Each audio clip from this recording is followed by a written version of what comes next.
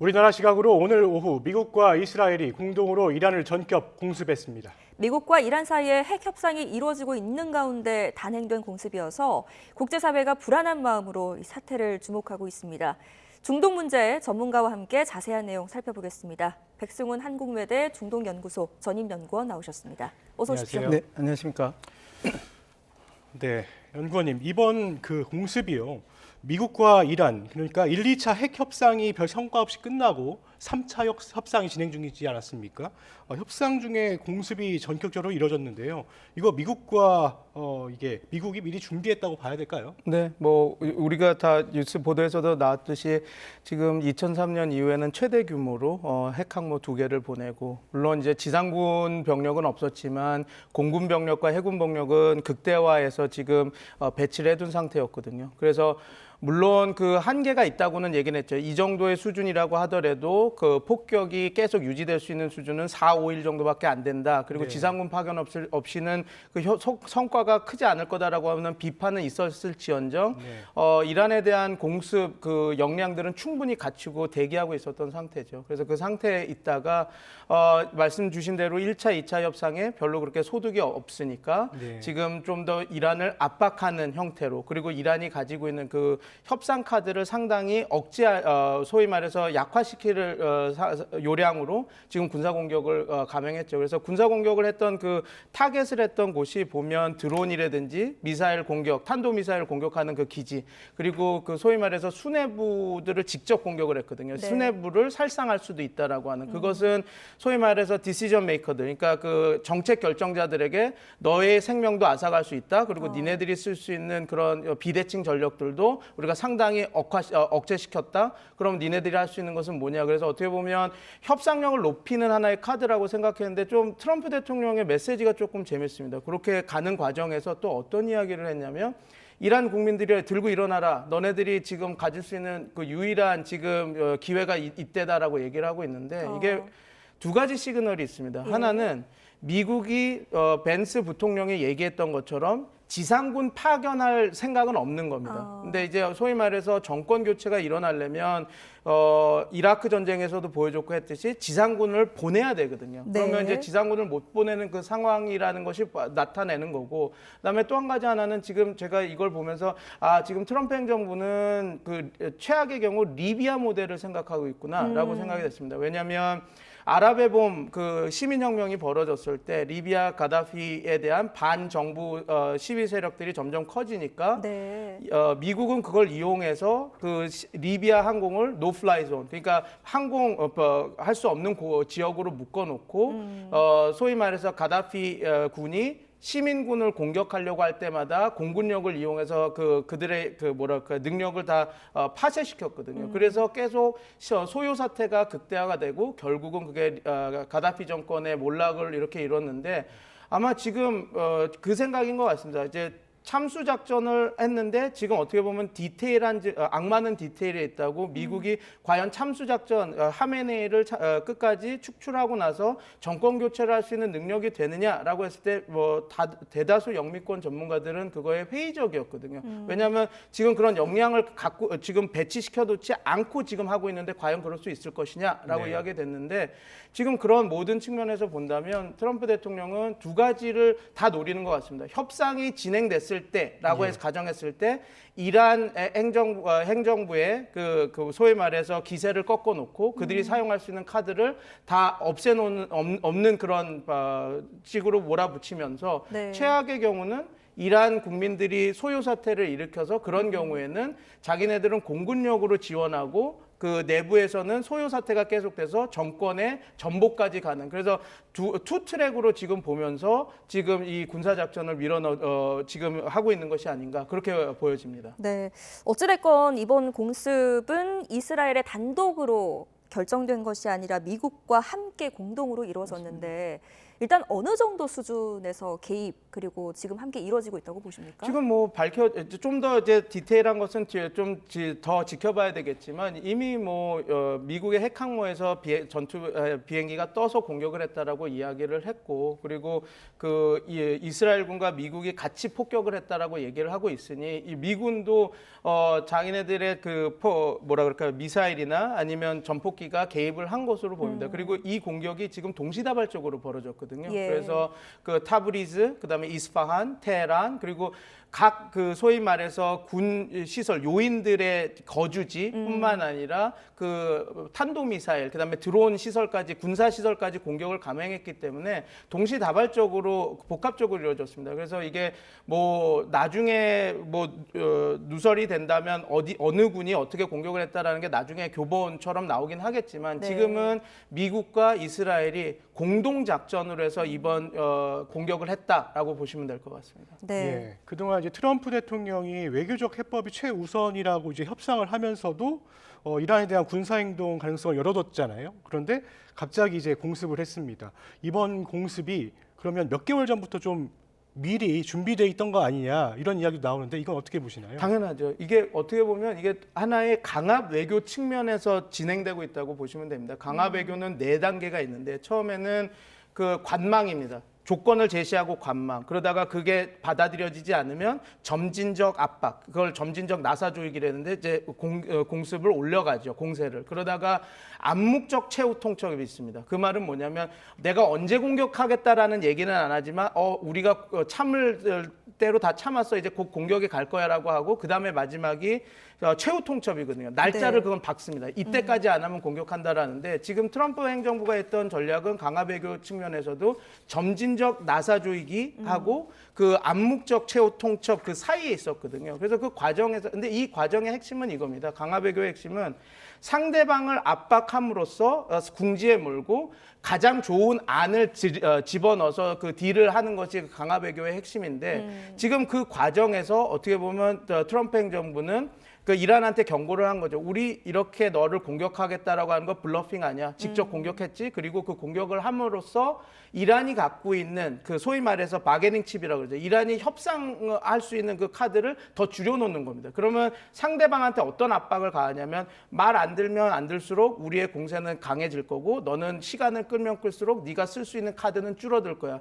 지금 우리랑 안을 하는 게 너가 가장 좋은 안으로 할 수 있는 안인데 안 받을 거야 하고 하는 그 압박 국면이거든요. 그래서 그 과정을 하려면 상당히 우리가 어떤 공격을 할지, 물론 그 국지전이 되겠지만 그걸 다 계획을 하고 있어야 됩니다. 그래서 앵커님이 질문하셨던 것처럼 이거는 다 계획돼 있었다라고 보시면 되죠. 근데 꼭 이거를 잘못 이해하시면 안 되는 게, 그러면 결국은 전쟁을 하려고 했던 거네요라고 할 수도 있는데, 그거는 아니고 외교 전략을 쓰지만 강압 외교라고 하는 것은 폭력을 사용하는 외교거든요. 그래서 그 과정에서 벌어지고 있고, 미국은 그것을 극대화하기 위해서 폭격 능력을 제고시키고 준비하고 있었다라고 보시면 될 것 같습니다. 예, 그러면은 일단은 압박용을 공습을 한 거고요. 최후 통첩까지는 안 가는 상황인 거죠? 지금은 가지는 않았죠. 왜냐하면 지금 어찌됐건 협상 어떻게 될지는 모르겠지만, 지금 아마 좀 봐야 될 것 같습니다. 지금 트럼프 대통령의 그 워딩을 조금 더 이제 향후에 더 지켜봐야 되는데, 지금까지는 우리가 그 위협에 더 이상 미국에 대한 이란의 위협을 더 이상 좌시할 수 없어서 했다. 그리고 우리가 계속 이렇게 뭐라 그럴까요?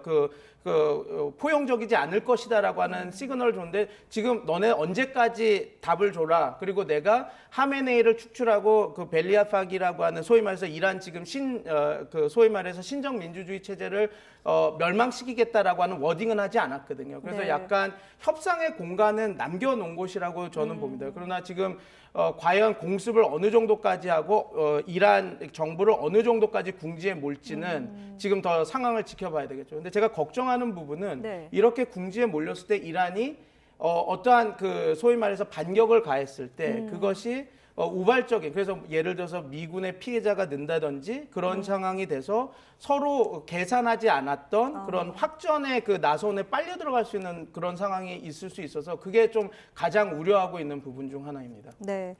안 그래도 그걸 좀 여쭤보고 싶었는데, 협상 가능성은 좀 열려 있다고 하지만 이미 지금 이란은 보복 공격에 대해서 우리도 준비하고 있고 그리고 이미 공식적으로 보복을 하고 있다 이렇게 얘기를 했잖아요. 그럼 이미 전면전 아닙니까? 네, 보시면 의지는 있을 겁니다. 이란 네. 입장에서도. 그렇게 의지를 보여줘야지 이란이 공격을 할 거다. 그래서 미국의 공격에 대한 억지력을 강화시킬 수 있거든요. 그런데 문제는 캐퍼빌리티입니다. 능력이 되느냐. 지금 소위 말해서 이란이 자기네들도 가만히 있지 않겠다라고 하지만 가만히 있지 않으려면 자신네들의 수단이 있어야 되거든요. 그렇죠. 근데 우리가 다 아는 것처럼 이란이 지금 쓸 수 있는 카드는 많지 않습니다. 가장 효율적으로 사용했던 그 대리전, 그러니까 네. 헤즈볼라나 하마스나 후티를 이용하는 그런 대리전 전력은 다 형해화가 됐고 지금 미사일 전력이 남았는데 우리가 다 복귀한 것처럼 작년 6월에 그 폭격을 다 당한 상태에서 미사일 그 비대칭 전력도 상당히 약화된 상황이거든요. 지금 그 상황에서 이란이 쓸 수 있는 카드는 많지 않기 때문에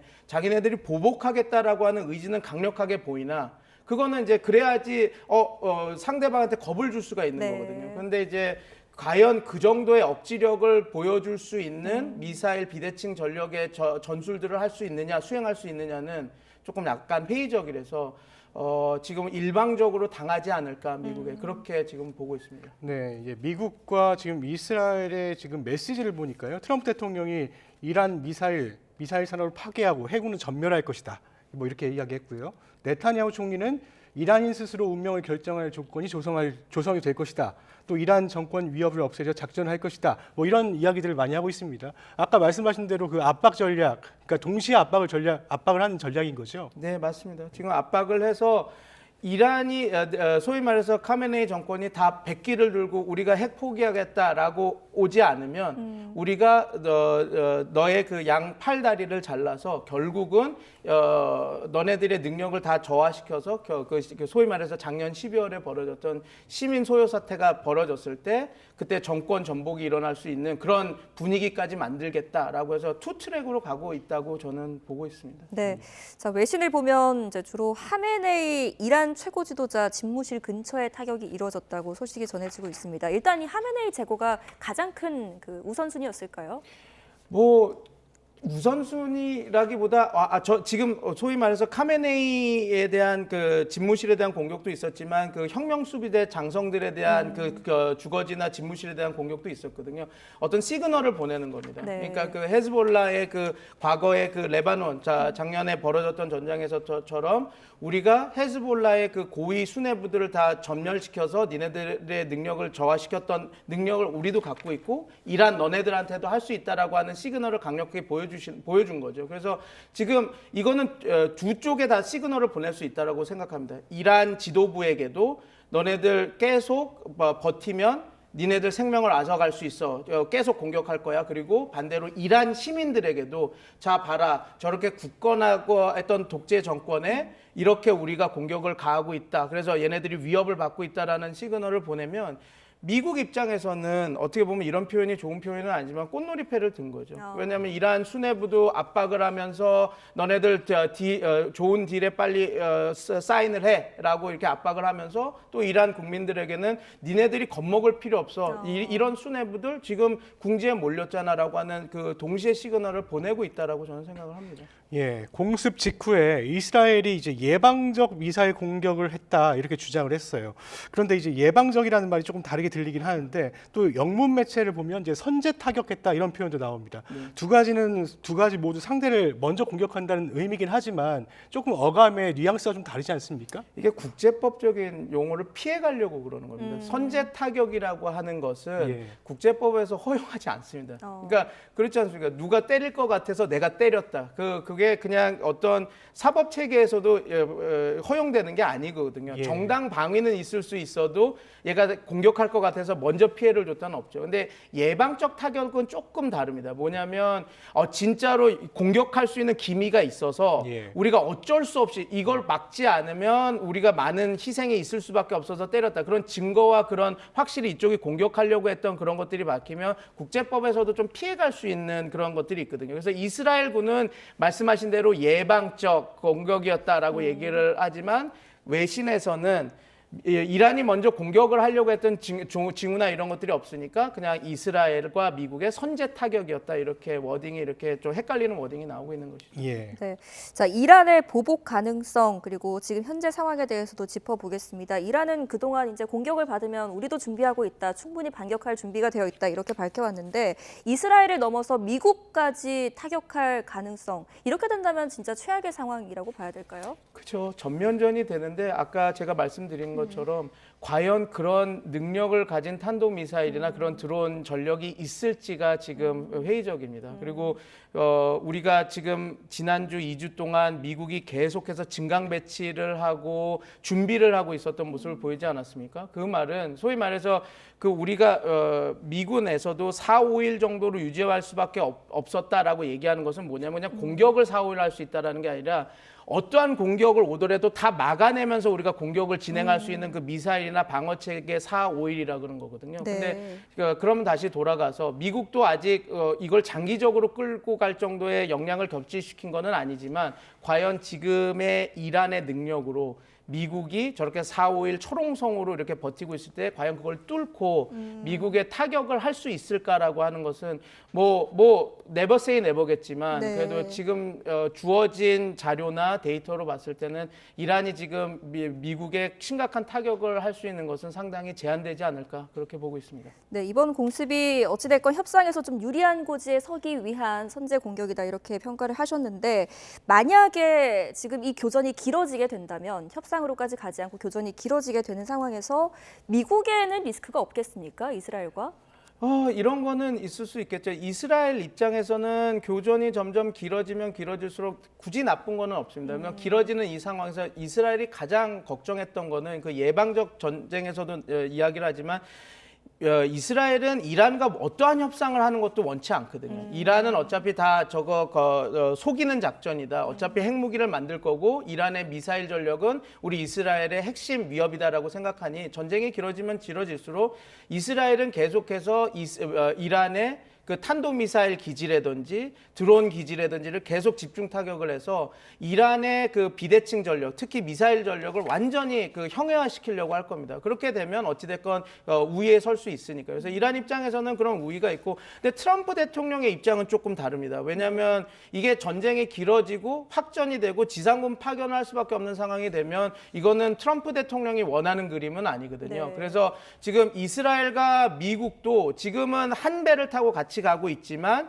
이게 말씀하신 대로 조금 중기 장기화가 되면 이스라엘과 미국도 조금 자기네들의 셈법이 좀 달라질 겁니다. 그래서 그럴 때는 괴리가 나올 것 같아서 그것도 하나의 관전 포인트인데 일단은 지금 너무 급박하게 돌아가고 있는 상황이라서 이란도 아마 계속 항전이 될 것인지 아니면 자기네들이 어떤 그 안을 제시할 건지 또 그런 것들도 이 향배의 변화에 좀 뭐라 그럴까요? 변수로 작용할 수 있어서 조금 더 그 부분은 지켜봐야 될 것 같습니다. 네, 아까 교수님께서 이제 리비아식 모델 이야기하셨지 않습니까? 그래서 내부 소요 사태를 일으켜가지고 이제 전복되게 만든다 이런 부분들도 미국과 지금 이스라엘이 공습하는 그 양이나 아니면 일정 등에 대해서 상당히 변수가 될 수도 있을 것 같아요. 당연히 그렇죠. 네. 만약에 이란 국민들이 결집을 하게 되면 앵커님께서도 모두에 말씀해 주셨듯이 이스라엘에서 그렇게 얘기했다 그러지 않습니까? 이란인이 선택할 수 있는 순간이 올 것이다. 그 말은 소위 말해서 지금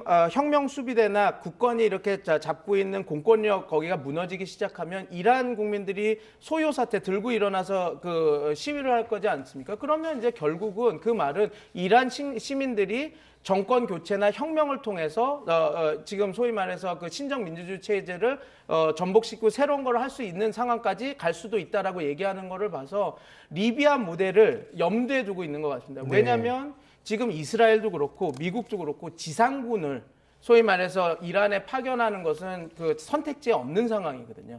네. 자, 이란의 핵무기 제조 능력에 대해서 미국과 이스라엘이 이제 계속해서 우려와 압박을 표현해 왔는데 이란의 핵무기 제조 능력 지금까지 좀 봤을 때 어느 정도 수준까지 올라와 있습니까? 이렇게 보시면 됩니다. 그 핵무기라고 하는 것은 이제 세 가지가 역해야지 핵무기 능력이 있다라고 보는 겁니다. 하나는 핵물질. 지금 이란은 60% 농축 우라늄 정도를 갖고 있다라고 얘기하거든요. 근데 이게 핵무기로 작동을 하려면 농축 정도가 92% 이상이 돼야 됩니다. 네. 그러니까 아직 네. 그 핵물질은 아니죠. 그 다음에 하나가 있어야 되는 게 핵 격발 시스템입니다. 그냥 우라늄 농축이 돼 있다고 핵이 폭발하는 것이 아니라 정교하게 터트려서 이게 그 핵 폭발이 일어날 수 있는 그 격발 장치가 있어야 되는데 뭐 그걸 소위 말해서 그린 설트 프로젝트라고 해서 이란이 소위 그런 것들을 했다라고 소위 말해서 그 IAEA에서 문제 제기를 했었지만 한 번도 밝혀진 적은 없습니다. 그게 네. 그 공식적으로. 그래서 뭐 이란 핵 능력이 어떠냐라고 했을 때 보면